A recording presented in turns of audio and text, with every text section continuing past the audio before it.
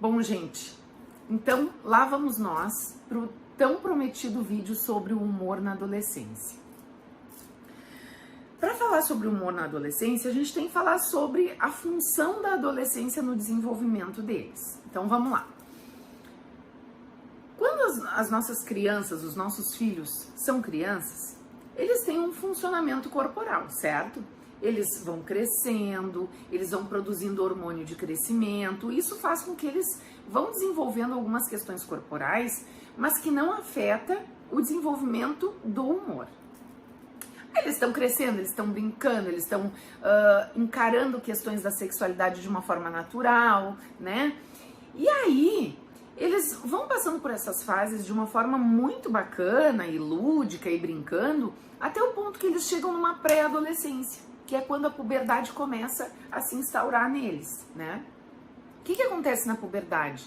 Na puberdade, eles têm um banho de hormônios e de processos químicos que mudam todo o corpinho deles, né? Então vamos pensar assim, as meninas que saem lá daquele corpinho mais infantil começam a criar peito, começam a criar bunda, a perereca começa a ter pelo, começa a ter cheiro, né? Menstrua, né, gente? Para uma menina que só brincava de boneca, que andava de bici, tudo, lidar com a menstruação é uma coisa muito chata, né? Vem a cólica, vem coisas chatas que eles têm que começar a encarar no mundo dos grandes, né? O menino que não tá ligado com a questão da sexualidade, que o pinto ainda é pequenininho, começa a mudar, o pinto começa a crescer, começa a ficar duro, começa a criar cabelo, eles começam a produzir um cheiro diferente, né, gente? Chulé, cheiro de bunda, cheiro de sovaco, né? Tem mães que chegam pra mim e dizem assim, ai, Renata, eu não consigo entrar no quarto do fulano, porque assim, ó, é um fedor, assim, é um cheiro forte. Gente, isso é a produção do hormônio, né? Eles não querem cheirar daquela forma. Eles queriam ainda ter aquele cheiro de bebê que eles tinham antes. Ou o cheiro de perfume, de grande. Mas eles não querem cheirar dessa forma, entende? Então, se a gente parar pra pensar, só aí eles já têm 1 milhão de motivos pra ter mau humor. Pra começar a se desgostar e ter que entender que aquele processo lá infantil, eles não vão mais conseguir ter.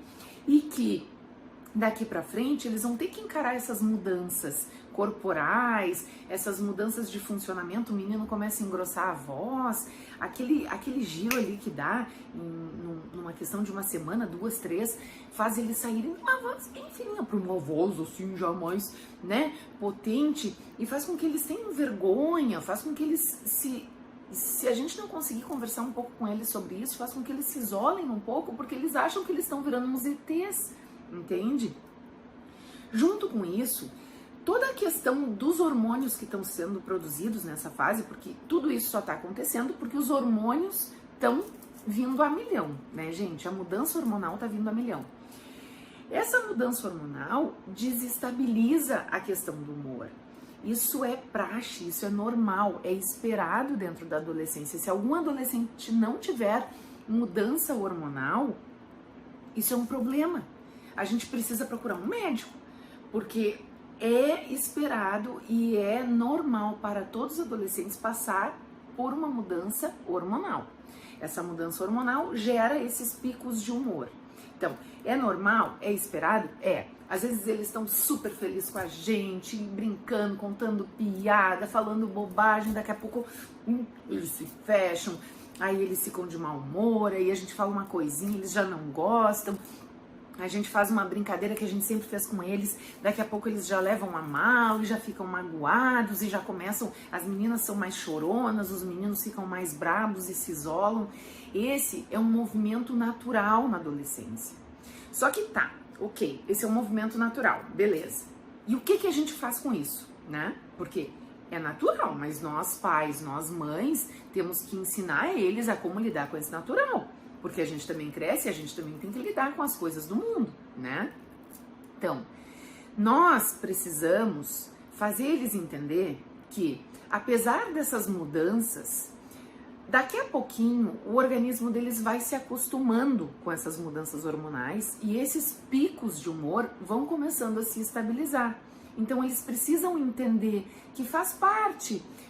Uma menina, por exemplo, que está menstruando por agora, ter uma TPM muito forte, ter um mau humor, ou ficar muito deprimida, ou chorar muito por uma bobagem, mas que ela vai se acostumando e vai aprendendo a lidar com aquilo, e aquilo vai entrando de uma forma mais natural no funcionamento e no crescimento dela, né? Para os meninos também.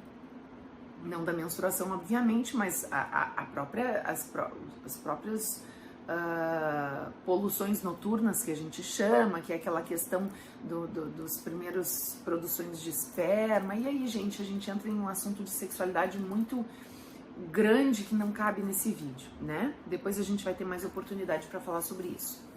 Mas então, o que nós pais podemos fazer para ensinar eles a lidar com essa mudança hormonal?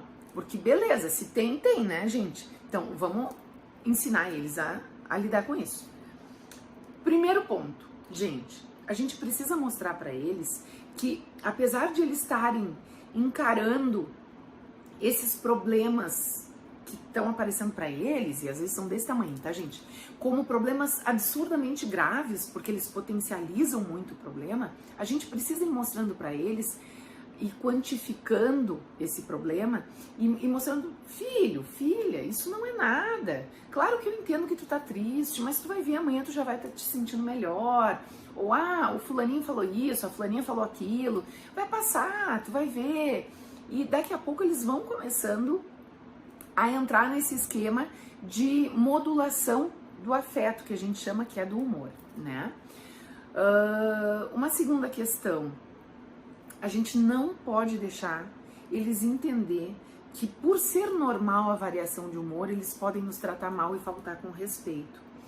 Eles têm o direito de ter mau humor? Tem, beleza, mas eles não podem faltar com respeito. Eles não podem usar desse mau humor como uma desculpa para eles serem mal educados e para eles terem a aprovação social de ser quase um antissocial, entende? Então, a gente tem que ensinar que, independente do mau humor, eles têm que tratar bem as pessoas, eles têm que não dar respostas tortas, eles têm que respeitar, né? E a gente só vai conseguir fazer com que eles respeitem se a gente punir o desrespeito. Então, dentro dos outros vídeos que eu já falei do desrespeito, que eu já falei de várias outras questões, esse assunto ele abre um leque que dá pra gente falar sobre vários pontos. E que em outros vídeos a gente vai falar, tá, gente? Mas assim, eu preciso mostrar pra vocês que nós pais temos que ir modulando essa variação de humor deles, porque senão eles se perdem, eles não conseguem fazer isso sozinhos. É normal esse descompasso deles, mas é mais normal ainda nós, enquanto pais, agirmos. E para agir a gente tem que conversar.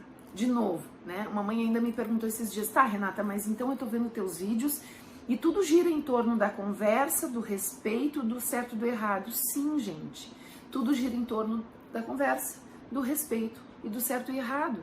São 3 pontos que, se a gente raciocinar e for pensando neles, a gente vai conseguir ir achando a solução para as pequenas coisas que a gente vai enfrentando no dia a dia da adolescência. Então, de novo, filho tá com mau humor? Filho, olha só, eu não tenho obrigação de ouvir esse teu mau humor.